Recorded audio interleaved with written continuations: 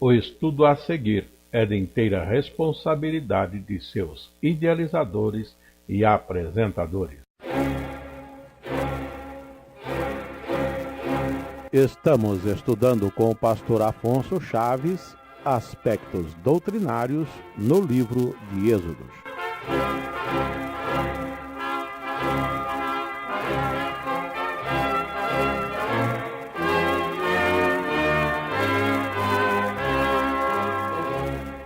Neste momento, passamos ao prosseguimento do estudo que temos feito no Pentateuco,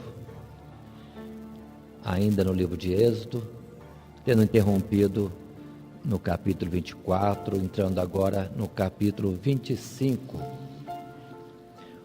O ponto que estamos no nosso estudo é quando Moisés está diante de Deus, naquele período que ficou de 40 dias e 40 noites, recebendo todos os mandamentos da parte de Deus.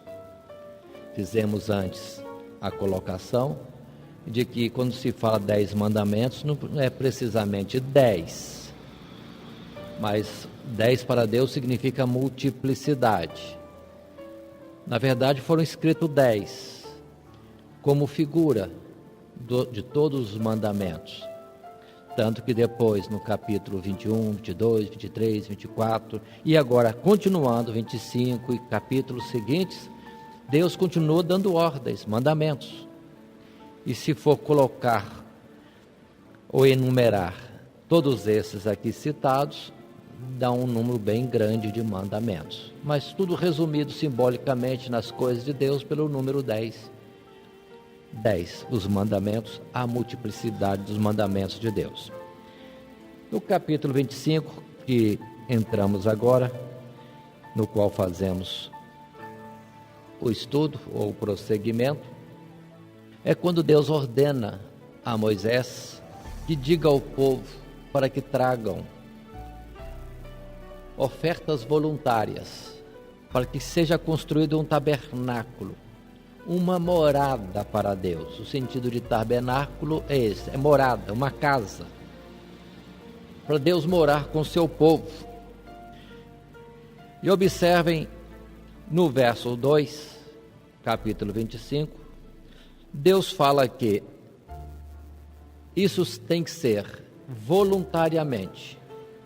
O verso 2 diz: fala aos filhos de Israel que me tragam uma oferta alçada de todo homem cujo coração se mover voluntariamente. Dele tomareis a minha oferta alçada.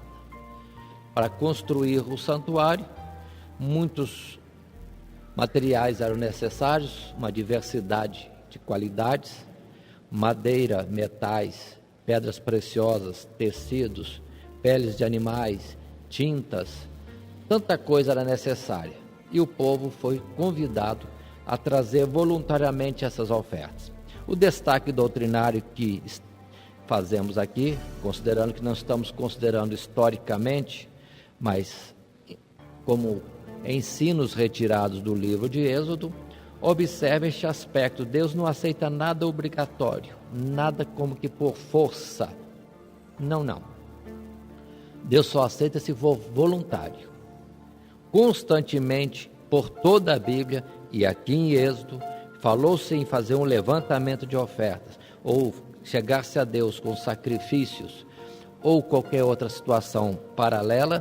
Tudo isso tem que ser de forma voluntária.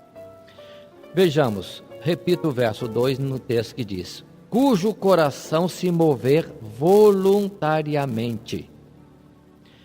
É aquilo que também Paulo depois vai ensinar no Novo Testamento, falando de ofertas, as ofertas alçadas, como também se inclui os dízimos, tudo. Tem que ser feito de uma forma tal que a pessoa que venha trazer o faça voluntariamente. Aí Deus aceita. Precisamos ter cuidado, que muitas vezes há situações em que as pessoas parecem negociar com Deus. Dou isso para receber aquilo. Alguém que quer fazer um levantamento de oferta, venha usar algum artifício que não seja isso.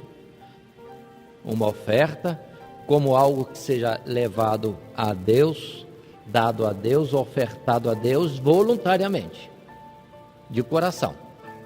E nada como a pessoa ser cercada de artimanhas ou qualquer outro ardil ou astúcia para que a pessoa se sinta então obrigada a contribuir, a ofertar.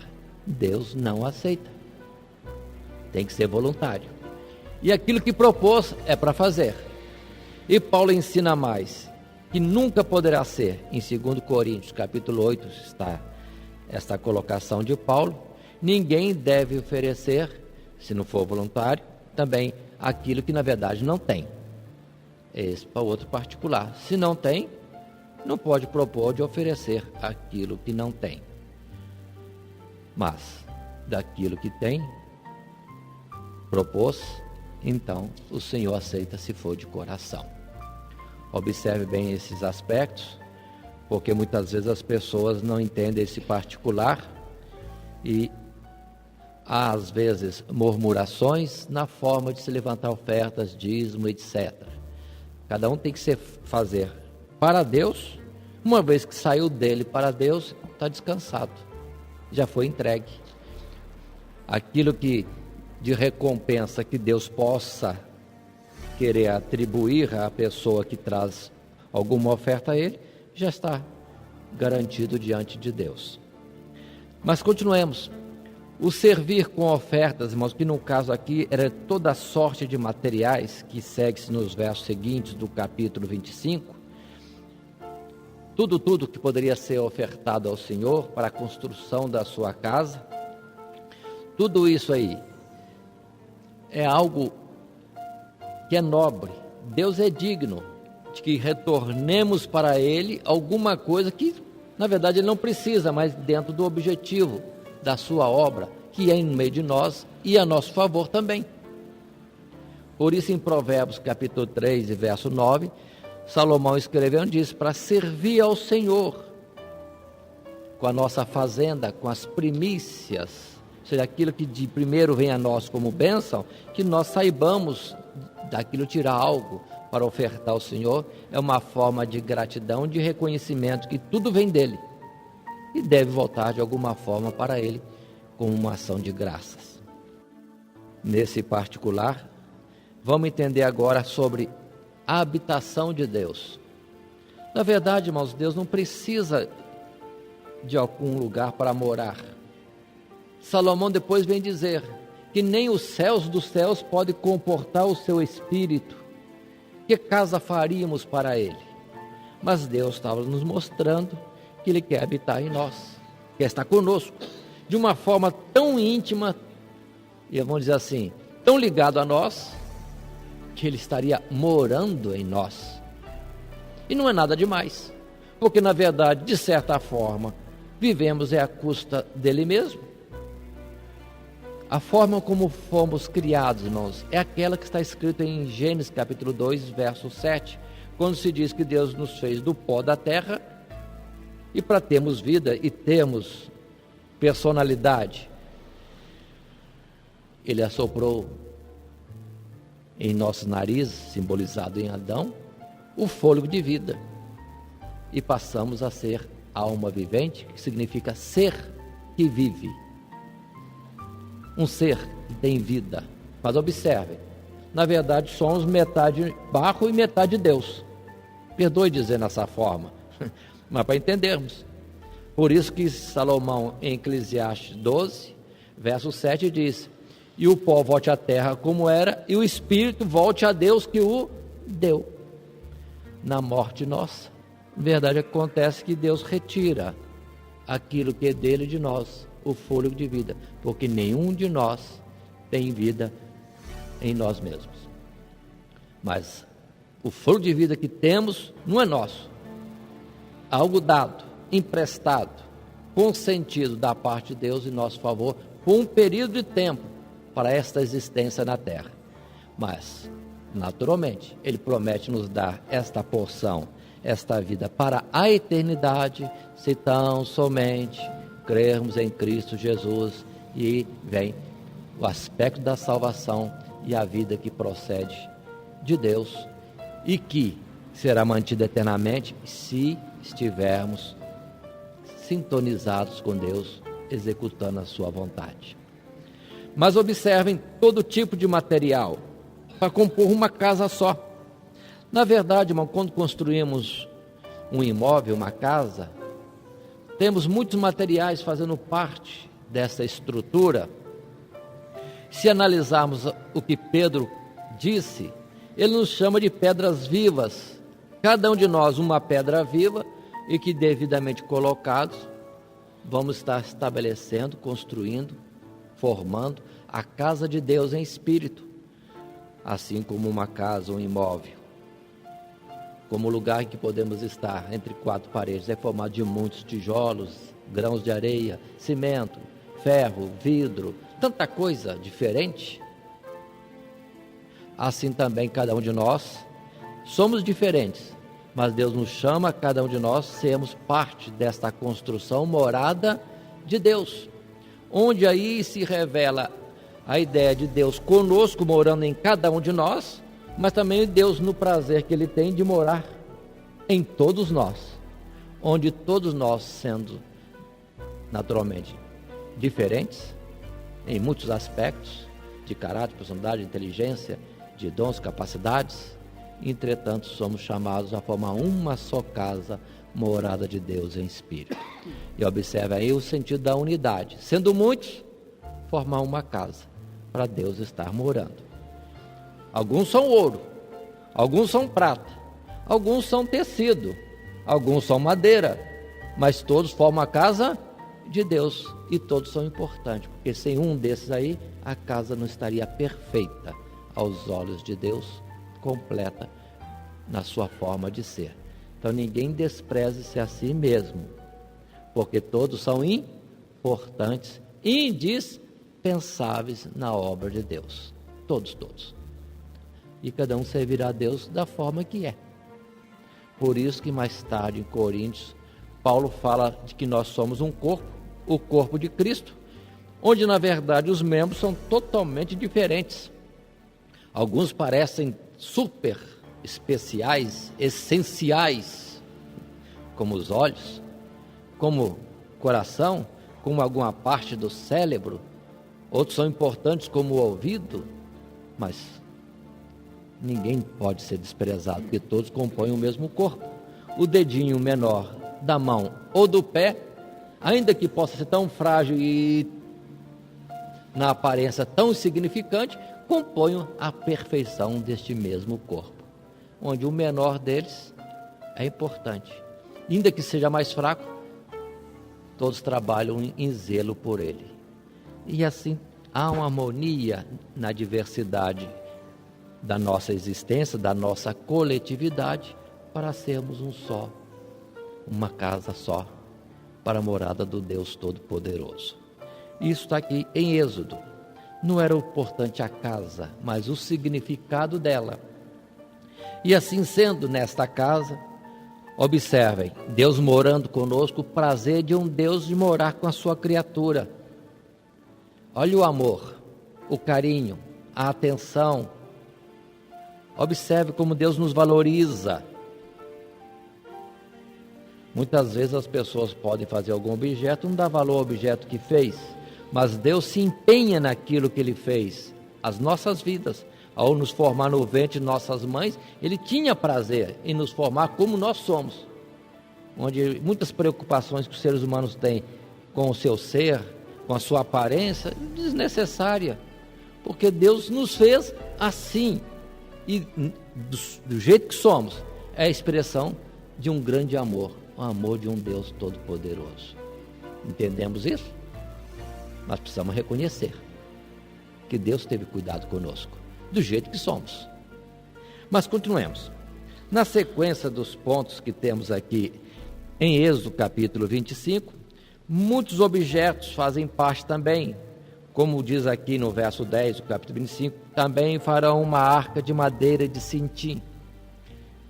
Deus vai estabelecer todos os detalhes da construção desta casa. Irmãos, nós não podemos ser do jeito que queremos, temos que ser do jeito que Deus quer. Cada um de nós, como peça, como parte da casa de Deus, devemos estar do jeito que Deus quer e não do jeito que nós queremos. Aí, sobre cada detalhe da casa de Deus, Ele vai dar a orientação. Que tipo de material? Como fazer? Detalhes, detalhes, detalhes, mas refere ao cuidado dele com os pormenores de cada parte da sua casa. Mas lembremos, nós somos essa parte da casa de Deus. Cada um de nós somos essa parte. E o que Ele tem pedido para nós? Como Ele quer que nós sejamos? Pelo que não precisamos ficar muito perguntando e questionando e fiscalizando às vezes o meu irmão, a minha irmã, o meu próximo. Mas na verdade, cada um tem que ser como Deus está falando com ele, como ele deve ser. E se alguém não parece estar na conformidade do projeto de Deus, lamentavelmente, talvez não seja da casa de Deus, não faça parte do corpo de Cristo. Observe bem esse perigo. Mas cada um tem que cuidar de si para ser parte nesta obra, casa de Deus, ou como corpo de Cristo. Precisamos ter atenção ao que Deus quer de nós e não ficar perguntando ou questionando sobre os outros daquilo que Deus pede de nós. Mas Deus, por que eu tenho que ser assim quando o meu irmão, minha irmã não é? Deus falará com cada um como deve ser. Em Romanos capítulo 14, depois capítulo 15, Paulo também disse que nós não temos que julgar o servo alheio. Cada um dará conta de si a Deus. O ideal é que todos preocupem-se consigo mesmo. E cada um pode orar em favor daqueles que parecem não estar. Orar em favor de que se manifeste neles a vontade de Deus, que seja reconhecido por todos. Aí todos saberão valorizar uns aos outros, o que é também um propósito de Deus. Continuemos. A arca de madeira de cetim. Falei sobre detalhes que Deus orienta. Representa a presença de Deus no meio do povo através de uma arca, de um baú. Um baú.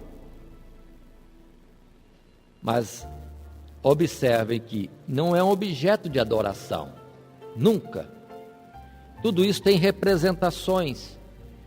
Era justamente um baú onde depois estaria colocado a lei de Deus, o maná, a vara de Arão, ou seja, tudo aquilo que é de testemunho do que é próprio de Deus está ali, concentrado, armazenado, guardado, simbolizando as coisas de Deus. Mas diz a palavra também no verso 17, que teria que ser feito um propiciatório de ouro puro. Esse baú teria uma tampa, uma cobertura de uma chapa, toda ela de ouro, onde estariam 2 querubins, também de ouro, como que prostrados, voltados um para o outro e olhando para o propiciatório.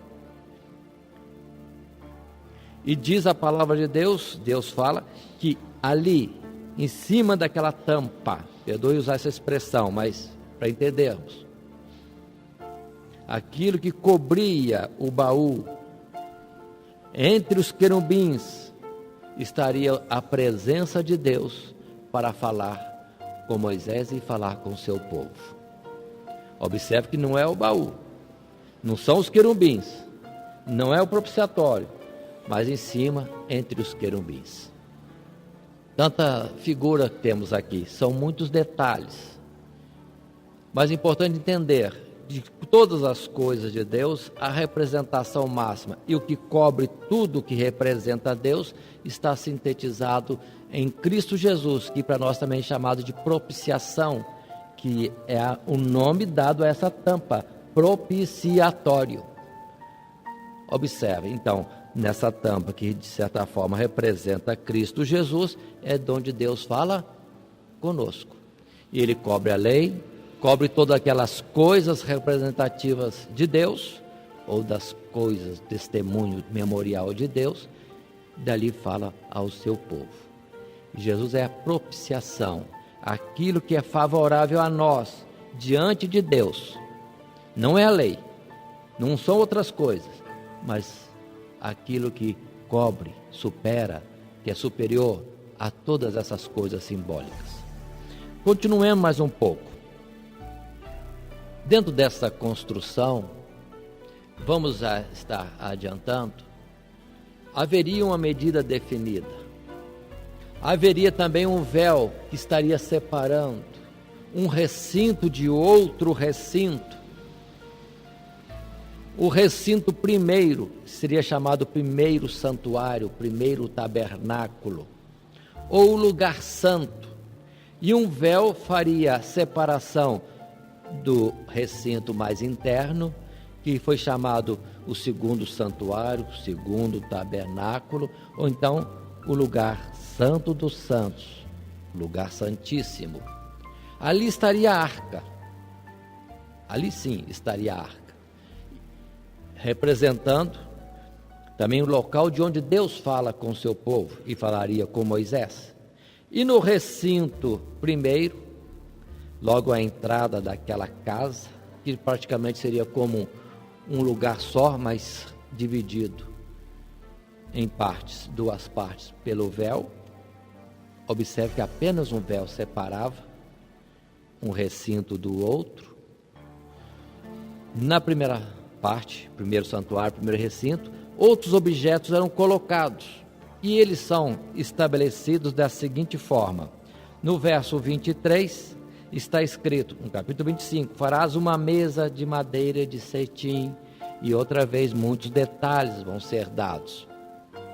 Esta mesa era a mesa que estaria portando, recebendo 12 pães, representando as 12 tribos de Israel.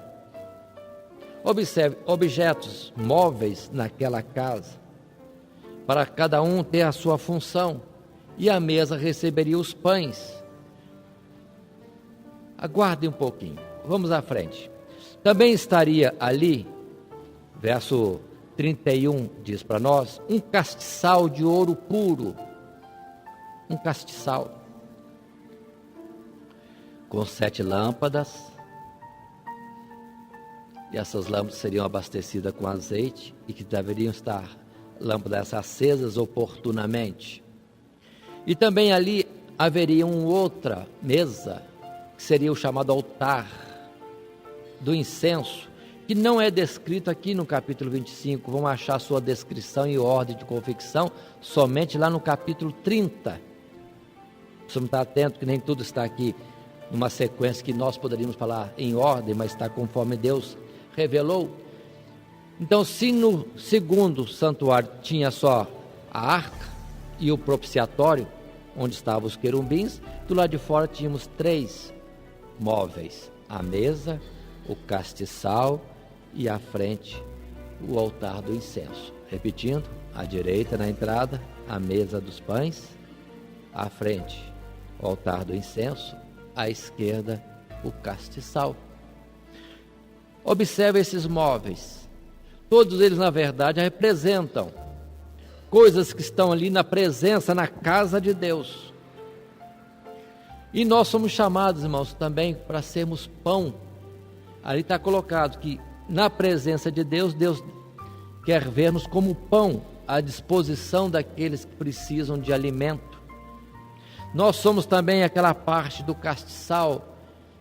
Nós somos a luz que devemos trazer claridade. Vós sois a luz do mundo. É nós que devemos clarear o mundo.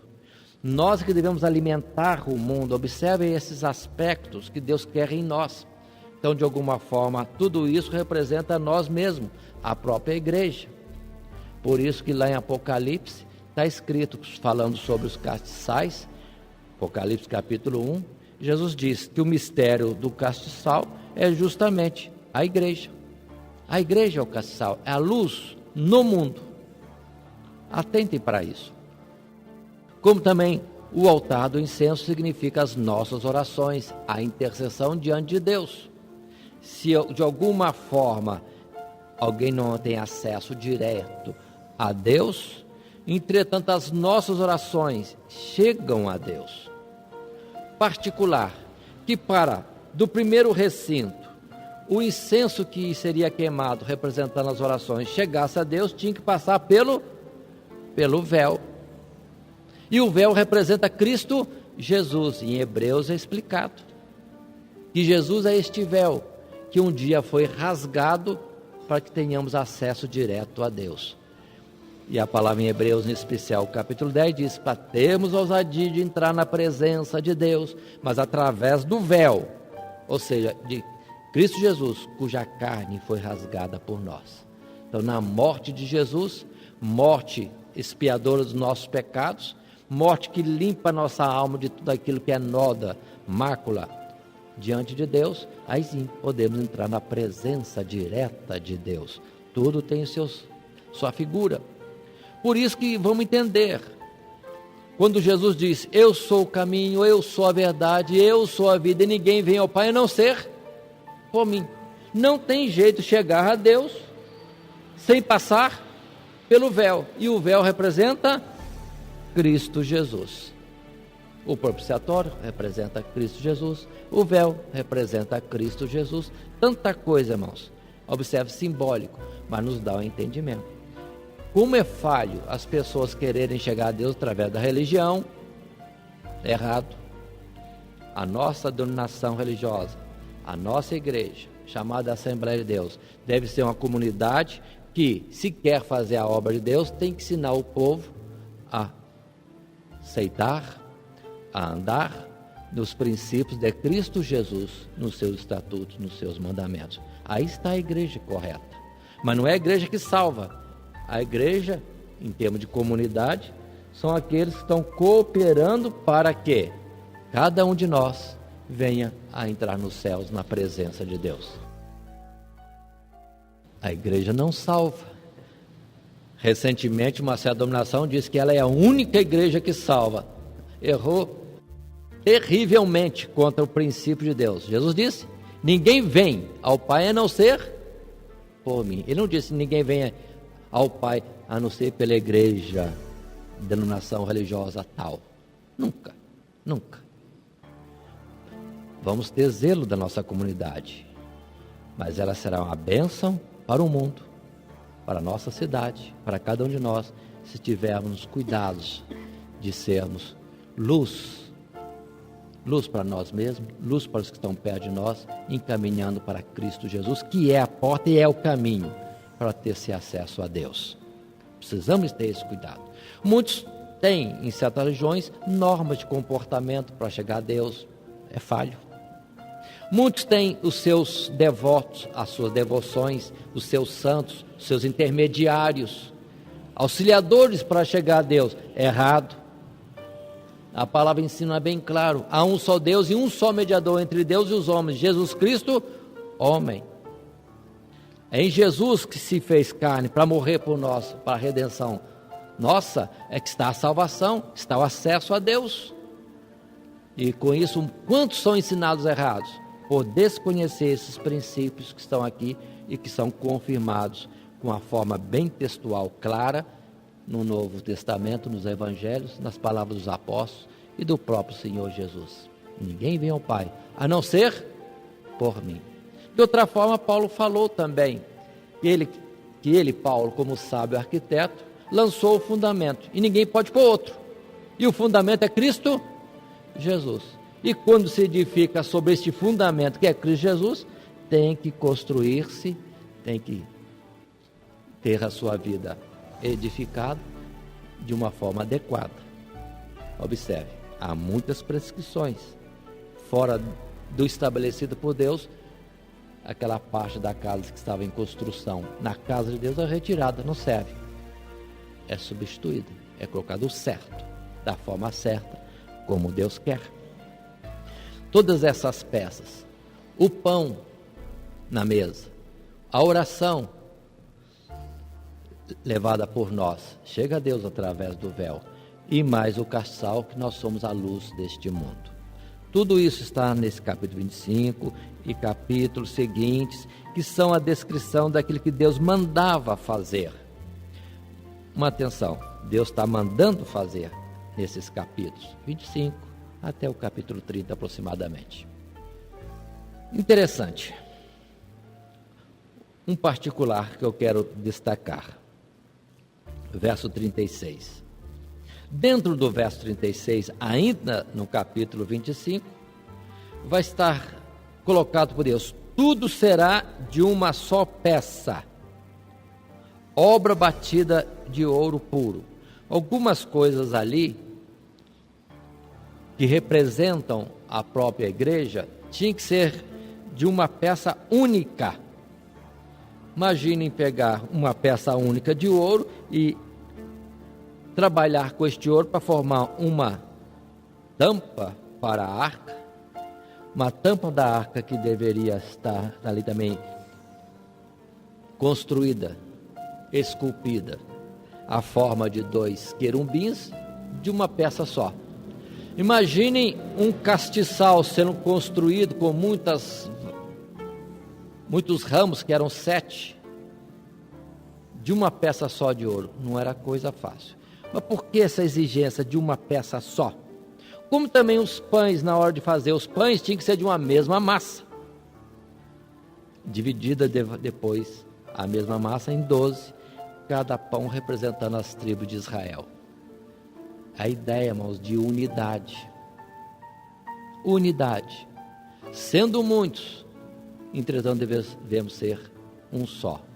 Sede um, como eu e o Pai somos um. Esse sentido de unidade, nós precisamos ter um cuidado com ele. Deus preza muito a considerarmos os outros como parte de nós mesmos e nós como parte do outro. Não somos 2, não somos 3, não somos 4, não somos 1000. Devemos ser um. É de uma peça só que forma todo o castiçal. A igreja deve ser uma unidade. Assim como o corpo, voltemos ao corpo, tem muitos membros esses diferentes, funções diferentes, mas contribuem e são um só corpo. A casa, formada de muitos materiais, muitos, diversos, entretanto forma uma só casa. Assim Deus quer em nós unidade. É espantoso quando muita gente, para entender Deus, começa a falar que Deus é 2 pessoas, outros dizem que é 3, tem gente que já falou que é 4, não sei onde o pessoal tira tanto, quando Deus se preocupa só em unidade. Nunca Deus diz ser 2, nunca Deus diz ser 3, nunca Deus diz ser um grande número. Ele diz que conosco quer formar uma unidade. Observem isso. Está lá em João, está aqui na representação da igreja, na habitação de Deus, como lugar que Deus mora, e sempre fala de uma só peça, uma unidade, sede um, como eu e o Pai somos um. Tudo isso precisamos analisar, irmãos, de muitas doutrinas, de linhas doutrinárias. Precisamos nos preocupar com aquilo que Deus disse. Um apóstolo perguntou para o Senhor: mostra-nos o Pai, é quanto basta. Jesus disse: eu estou aqui, mas o Pai está à esquerda, ou está à direita, está à frente, está acima.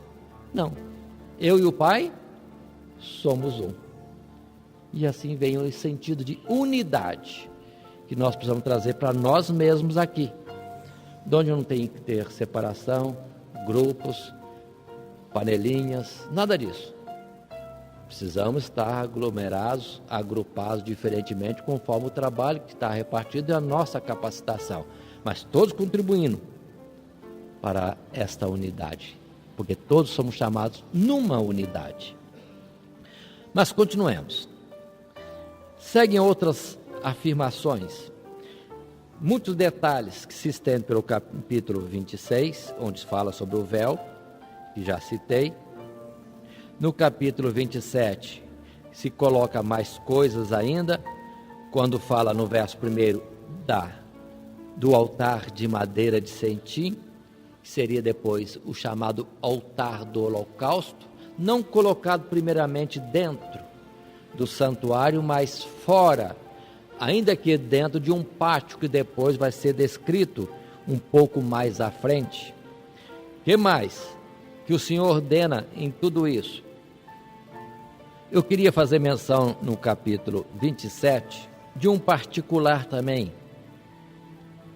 No verso 20: tu, pois, ordenarás aos filhos de Israel que te tragam azeite puro de oliveiras, batido para o candeeiro, para fazer arder as lâmpadas continuamente.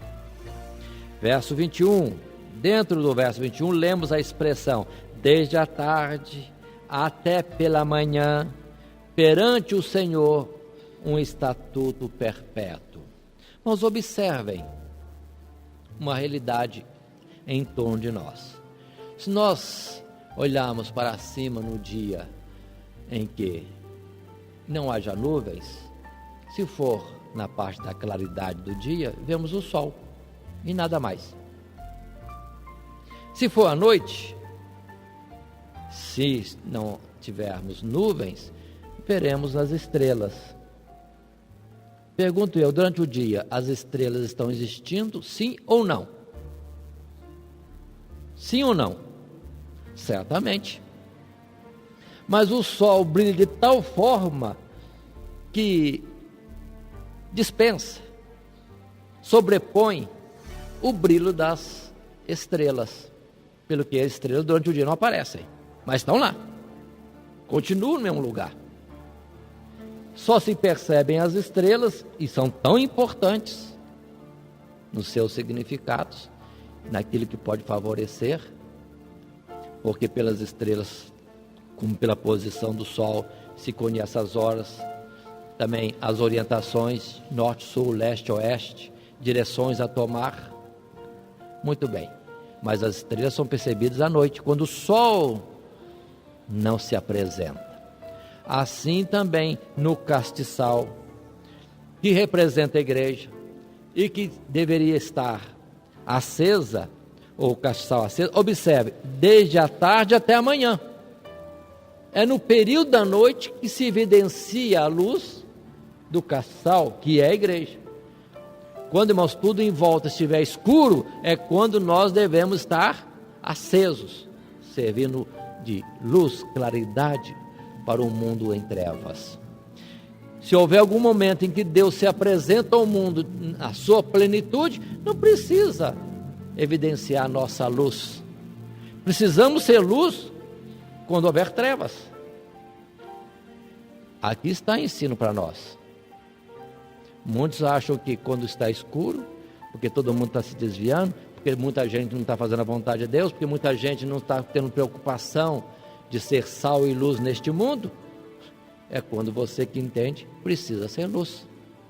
E não fazer como os outros, se recolher, se apagar, ou como o candeeiro que se colocou debaixo de um cesto, de um balaio, nada disso. Tem que ser colocado no velador, às claras, para todo mundo ver. É quando a palavra diz que nós devemos ser luz neste mundo, trazendo claridade em meio a tantas trevas. Na verdade, é uma forma de nós acusarmos, apontarmos os erros que existem no mundo e não fazendo parte deles. Se alguém erra, a gente acha, todo mundo faz isso, vou fazer também, deixamos de ser luz. Existe tanta corrupção no mundo, se cada um for fazer a corrupção porque está virando comum, deixamos de ser honestos.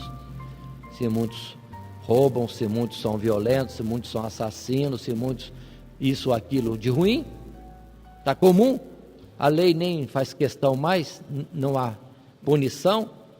Entretanto, devemos continuar sendo honestos em meio a um mundo desonesto. Devemos ser luz a um mundo tão cheio de trevas. É o que Deus quer. A lâmpada tem que estar acesa, o castiçal tem que dar luz. Quando ele, Deus, representado pelo sol, não se faz presente. Se ele fizer presente, ele é luz suficiente para toda a humanidade, para todo ser vivente. Continuemos mais um pouco, irmãos. O capítulo 28 vai falar sobre as vestes de Arão. O verso 2, farás vestes santas a Arão, teu irmão, para glória e ornamento. As vestes. Vamos simplificar, irmãos, no sentido de que as vestes são cobertura da nudez. Deus, na verdade, quando criou o homem, o criou nu. Não para continuar nu. Não. Tem significado, sentido. no sentido de que o homem não estava completo, precisava de uma cobertura, tanto que não estava completo que Deus fala lá em Apocalipse, observe, Gênesis, homem criado por Deus nu, mas em Apocalipse diz que ele vai entrar no céu se tiver vestido, e o vestido tem que ser túnica, de linho fino, branco, resplandecente, lavado no sangue do Cordeiro. Mas que veste é essa? Aí vai falar para nós, no sentido da justiça de Cristo Jesus atribuída a nós, nos cobrindo, nos revestindo. Observe que para entrar na presença de Deus, para servir a Deus, Arão e seus filhos sacerdotes deviam estar vestidos convenientemente, da forma que Deus determinava. Irmãos, a nossa santidade não é do jeito que nós achamos que possa ser, é do jeito que Deus exige. Outra vez, o que vai cobrir a nossa nudez espiritual não é esta forma ou aquela outra forma, esta veste ou aquela. Não vamos ser como Adão e Eva, que quiseram se cobrir com folhas de figueira. Não. Eles quiseram tampar a nudez diante de Deus. Não serve. Para cobrir a nossa nudez diante de Deus, então somente linho fino. É a justiça de Cristo Jesus. Quando a palavra diz ser imitadores de Cristo como filhos amados, ou ser imitadores de Deus como filhos amados, é no sentido disso. Viver de uma forma justa como ele viveu. Aí vem a palavra de Tito. A graça se é manifestada, trazendo salvação a todos os homens, ensinando-nos que devemos viver neste mundo de uma forma sóbria, justa e santa. Aí continua. É a vestidura de justiça que deve estar em nós. Atentem para isso. Agora observe que o espírito que está no mundo faz o contrário. Observe que vão passando os anos e as gerações, todas as vestes estão diminuindo. À medida que passa o tempo, as vestes vão ficando menos decentes, cobrindo menos. É um espírito de rebeldia contra Deus. A nudez que Deus censura não é primeiramente a física, é espiritual. Mas o homem vivendo na terra e tendo coisas que são paralelos daquilo que é espiritual como símbolo, observe que a humanidade tem se despido e não tem se cobrido, materialmente agora falando. É onde eu citei em outro estudo que é uma vergonha para o mundo cristão, quando alguém olha para a beira-mar do mundo cristão, dos países chamados cristãos, é um nudismo total. Então, aqueles que estão no Oriente, que têm outras religiões e que não conhecem a Cristo, ou que dele ouviram falar, olhando para nós chamados seguidores de Cristo, vão estar assustados e não vão ser cristãos, porque vê tanta nudez, tanta indecência, quando eles lá ainda primam pela cobertura. Uma cobertura que é total, exagerada, não sei, mas pelo menos está melhor do que a nossa nudez. Considerem isto, para entendermos esta forma de pureza, santidade, cobertura, pudor que Deus exige de cada um de nós no mundo. Se nós, naquilo que é de alcance fácil nosso, nós não sabemos nos cobrir, como nos cobriremos naquilo que é difícil, que é de ordem espiritual? Fica a pergunta. Há uma citação, há uma observação, que quando se fala túnica, referindo-se a um tipo de veste que cobre todo o corpo, e vai até aos pés. Se alguém quiser ver a descrição de túnica em Cristo Jesus, vamos achar isso em Apocalipse, no capítulo 1, e vai falar que Jesus estava vestido de túnica até aos pés. Um modelo de vestimenta dessa, na verdade, vamos entender que é aquela que Jesus usaria se tivesse hoje no mundo. Ele estaria mais para o lado dos muçulmanos, dos orientais, do que do lado dos cristãos ocidentais. É assim como Jesus vestiria, sendo homem, vivendo no presente século. Vamos continuar.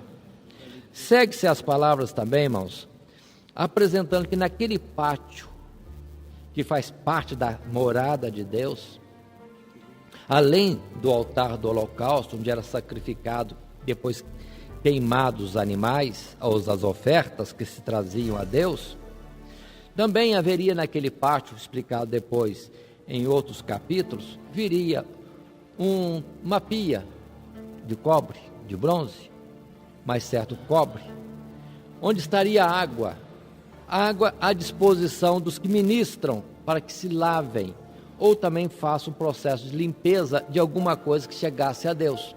Observe que o altar do holocausto, como também a pia, estão fora. Ou seja, para entrar dentro da casa, primeiro tinha que entrar no pátio. No pátio tem o altar do holocausto e a pia com a água para se lavar. Ninguém poderia chegar na presença de Deus impuro, sujo, no sentido espiritual. Limpa-se fora para entrar na presença de Deus. Ou, lembremos que o altar está fora, e o altar fala do sacrifício.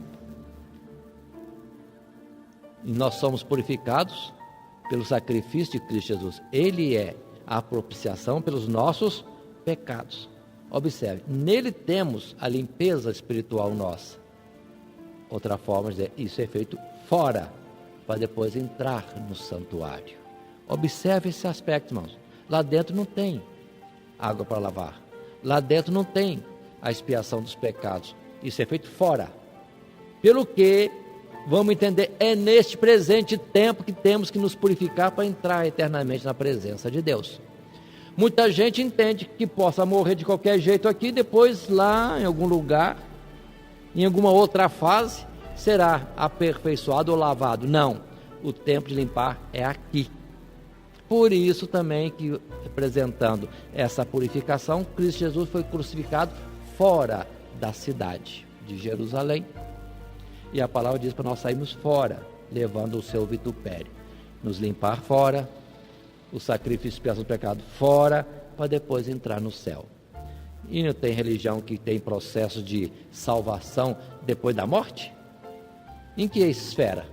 Não sei, porque a limpeza é agora, fora dos céus, fora do tabernáculo eterno. Precisamos considerar estas coisas. Continuando, irmãos, agora no capítulo 28, outros detalhes colocados, são detalhes e mais detalhes, mas são importantes para a nossa vida espiritual, para entendermos a vontade de Deus, como que Deus é, na sua pureza, na sua exigência, na sua santidade, no seu caráter.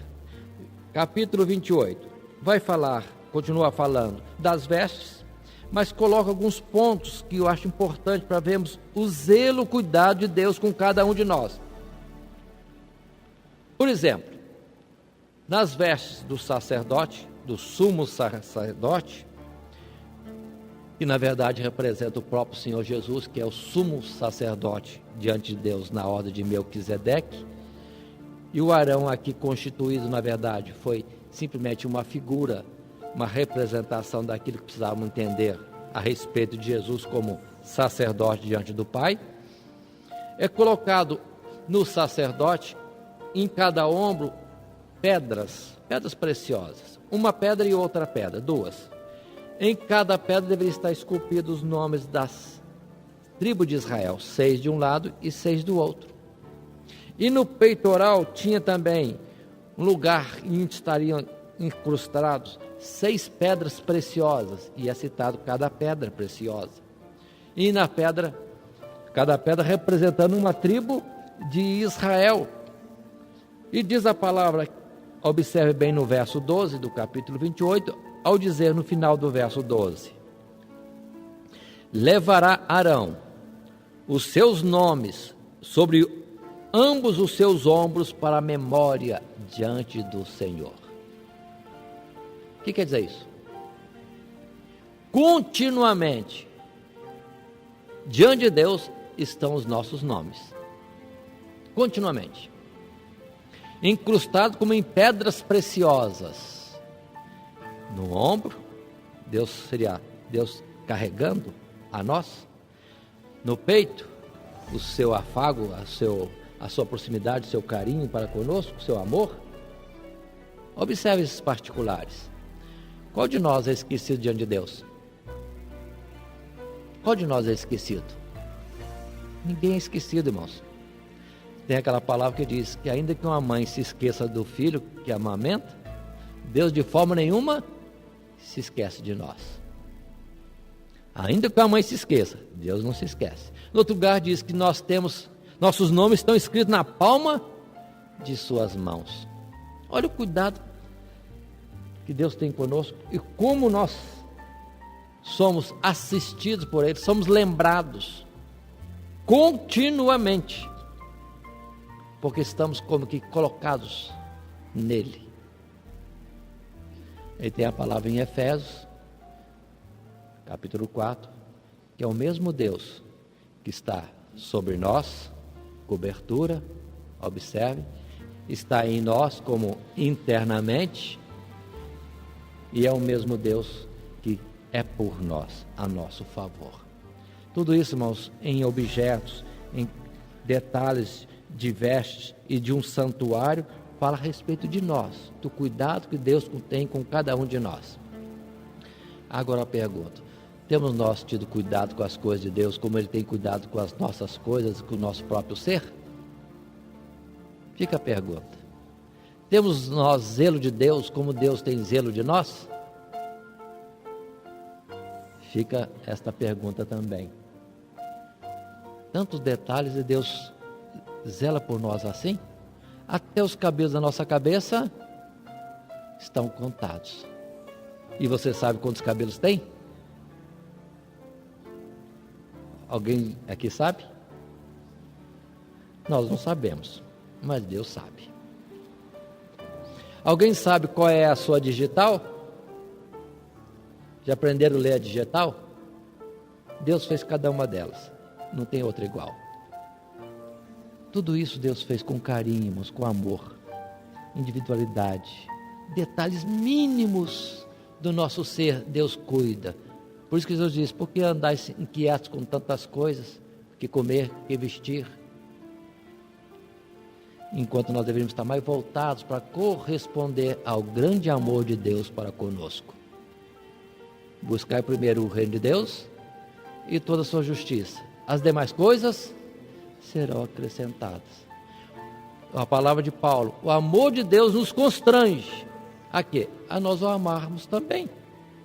Chegaremos a amar a Deus como Ele nos ama? Nunca. Mas devemos corresponder, né? Em alguma coisa no nosso alcance.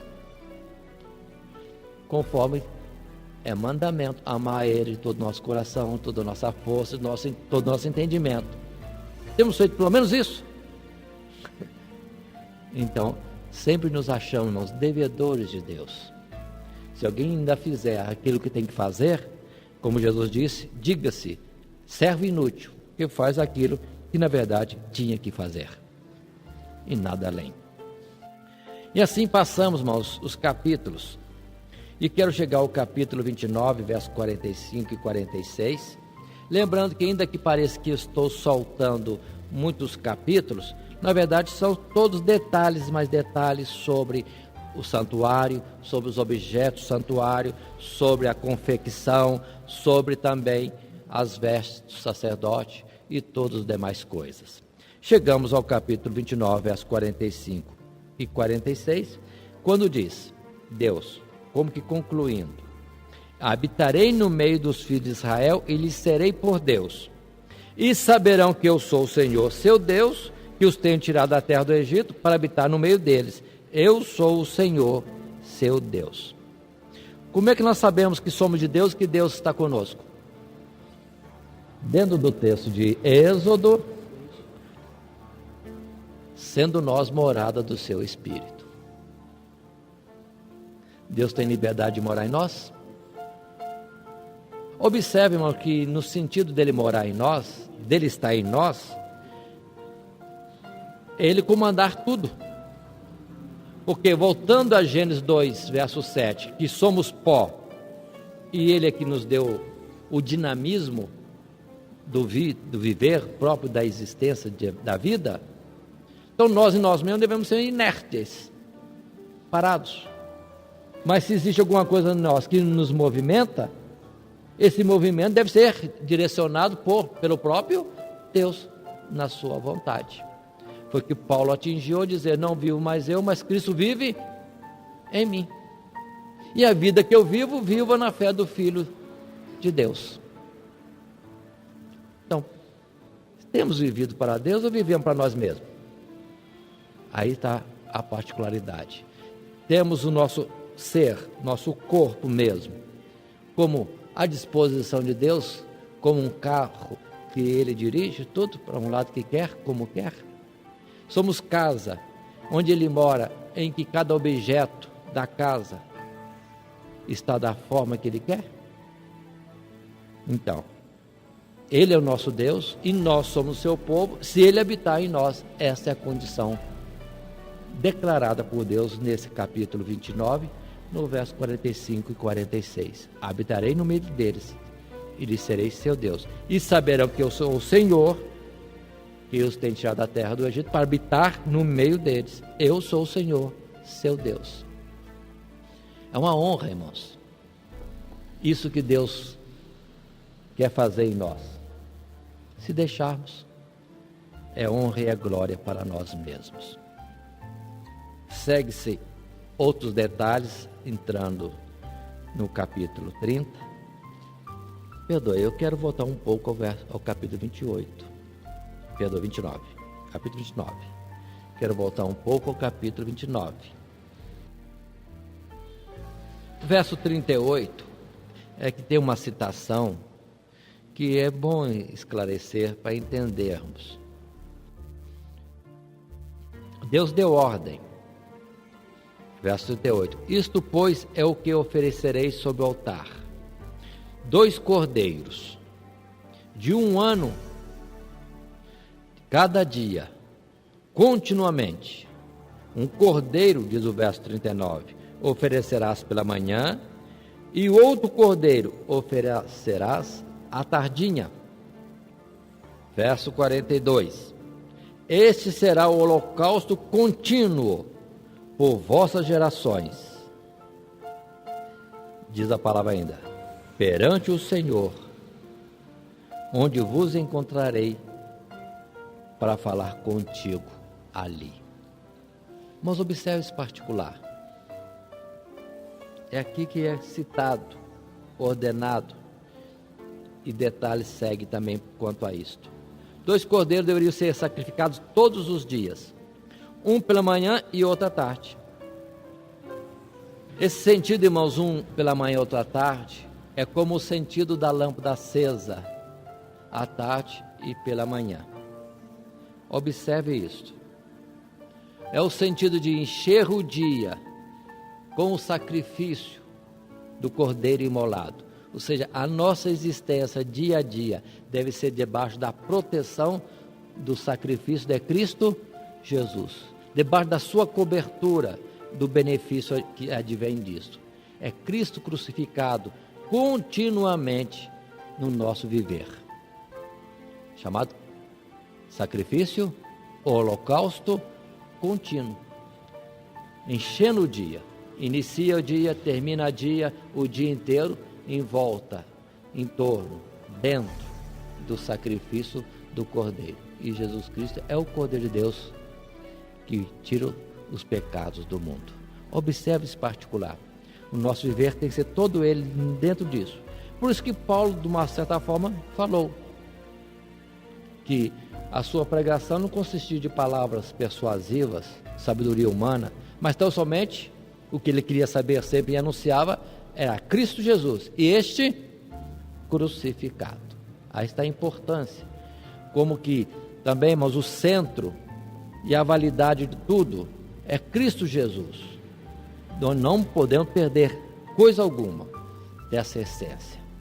E esquecendo de Cristo Jesus, achamos que temos outra forma de entrar nos céus ou temos mantido a nossa existência na presença de Deus. De forma nenhuma. No capítulo 30, vai continuar falando para nós, ainda detalhes do santuário. Como detalhes, vai falar sobre o azeite que é para ser usado na lâmpada. A lâmpada não acende por si mesma, irmãos, precisa ter azeite. Vai falar também do incenso que é para ser queimado. Não é qualquer incenso, não é qualquer oração que chega diante de Deus. Tem que ter critérios no incenso que é queimado diante de Deus. E no azeite da unção, não é qualquer azeite, não de qualquer forma. Tem que ser nas prescrições de Deus.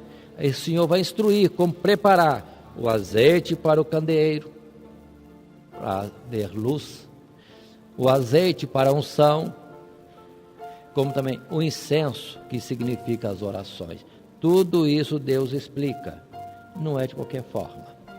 E aí, observe bem, temos muitas vezes que entender estas coisas para utilizarmos adequadamente, irmãos, as formas que usamos para chegar a Deus, ou seja, aplicar a forma correta para chegar a Deus. Se é oração, observe bem, é incenso, a oração é incenso, mas o incenso é perfumado com especiarias, que tem os seus significados. Muitos podem fugir de nós, mas sigamos um pouquinho à frente. Como também este incenso com as especiarias que o tornam assim tão agradável, a oração é agradável a Deus, observe, se for queimada sobre brasas do altar do sacrifício. Muita gente quer orar a Deus de qualquer forma, até a oração construída. Tem gente que repete a oração do São Francisco de Assis, oração desse, oração daquele. Não serve isso, irmãos. A oração é aquilo que sai de nós com o perfume da realidade, da verdade, da sinceridade que deve haver em nós, e aquilo colocado sobre as brasas do altar do sacrifício, porque a brasa que é do altar é onde Cristo Jesus foi crucificado. A oração tem validade e chega a Deus se tiver essas qualidades. E o principal aqui, a oração que chega a Deus pelo impulso, pela razão da brasa, que é através do sacrifício de Jesus Cristo. O que eu quero dizer com isso?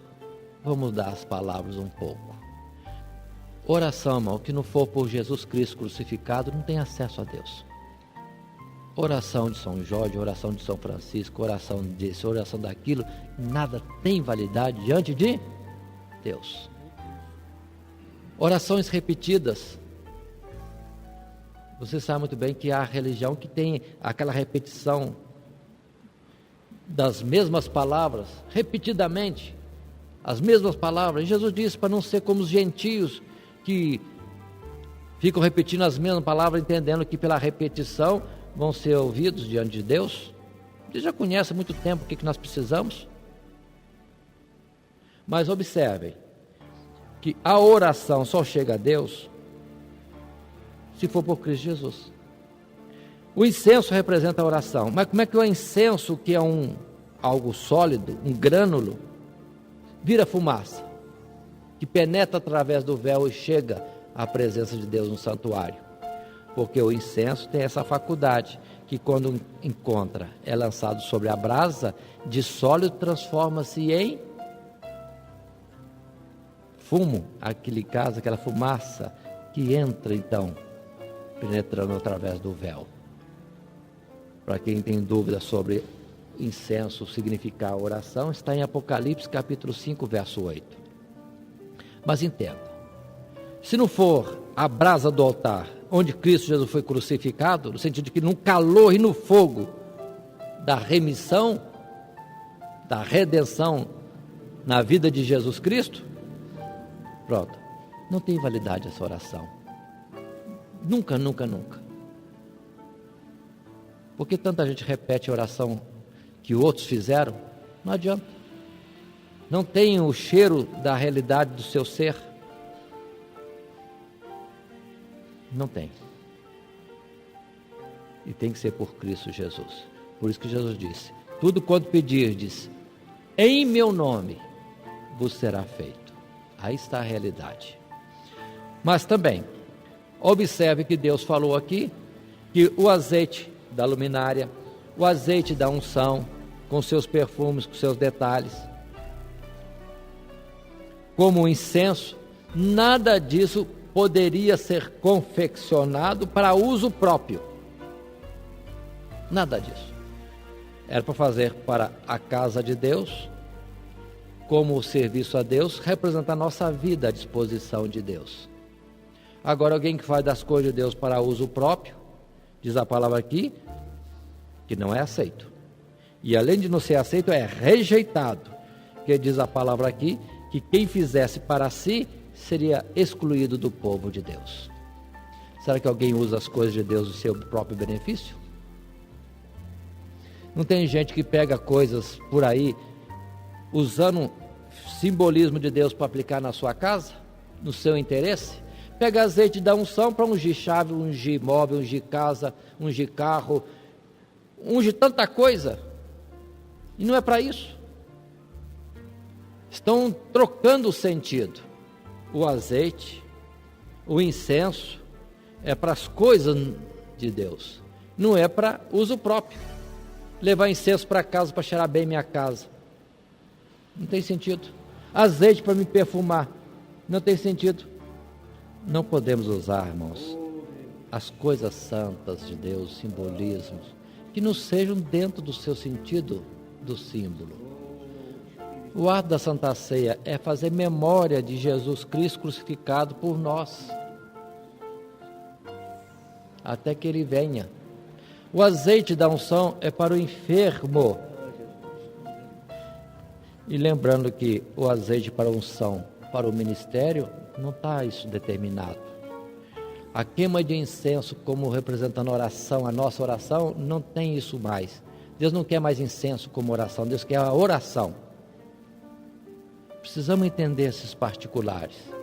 E vemos tanta gente comprando rosa, vendendo rosa, água do Jordão, azeite da oliveira lá do Getsemane, no Monte das Oliveiras, e aplicado nas coisas particulares, e não dentro daquilo que significa e simboliza na obra espiritual de Deus.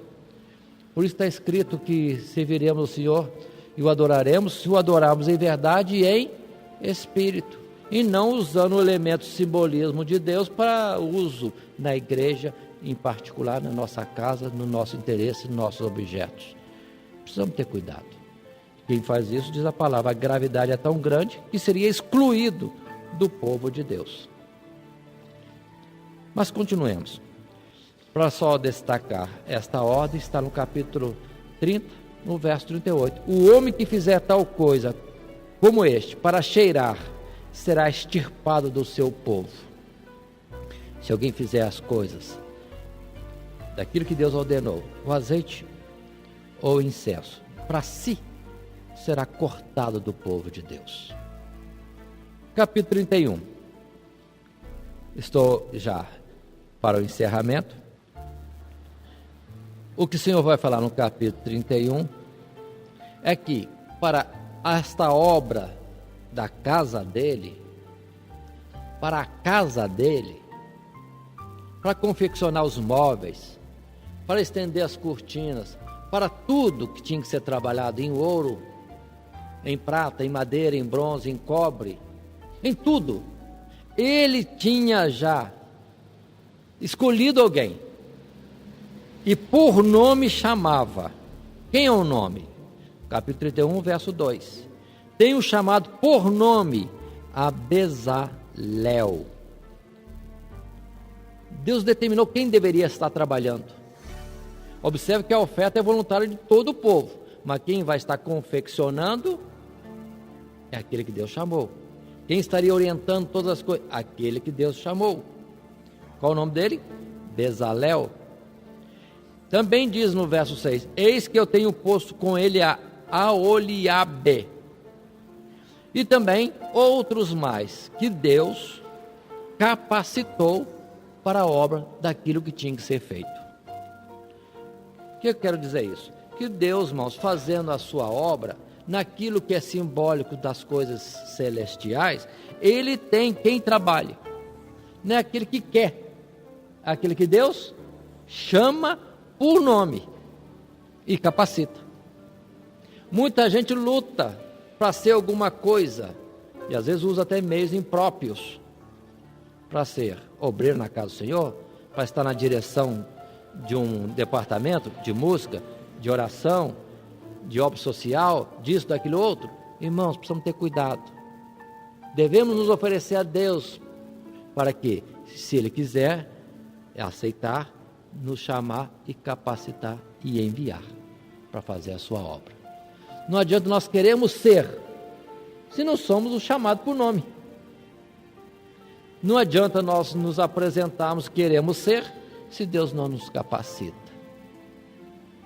E temos em Hebreus a colocação num particular, em que está bem claro, Hebreus capítulo 5, ninguém se constitui, cada um é constituído pelo dono da obra, é Deus quem faz isso.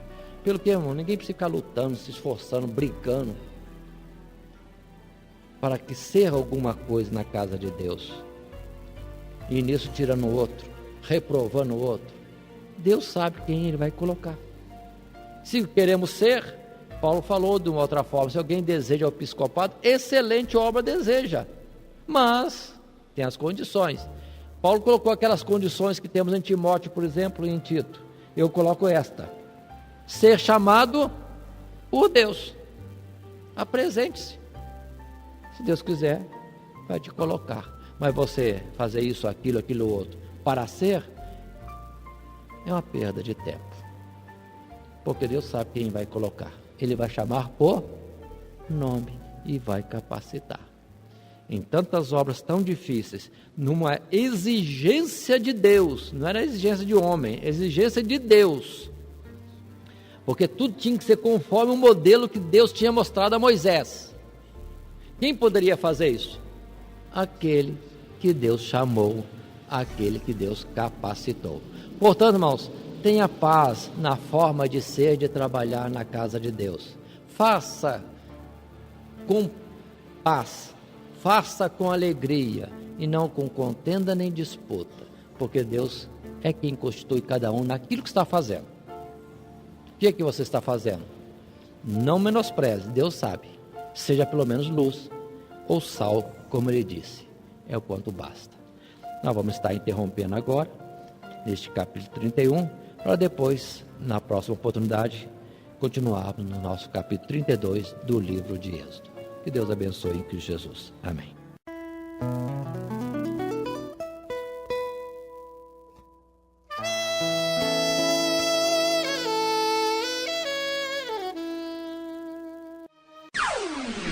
Todo dia, toda hora, muito mais prazer em ouvir. Radionete Grata Nova. Web Rádio, a qualidade que faz a diferença, cada vez mais necessária. Rede Grata Nova de Evangelização. Acesse nosso site www.horadadecisão.com.br. Hora da Decisão, tudo junto, sem acento.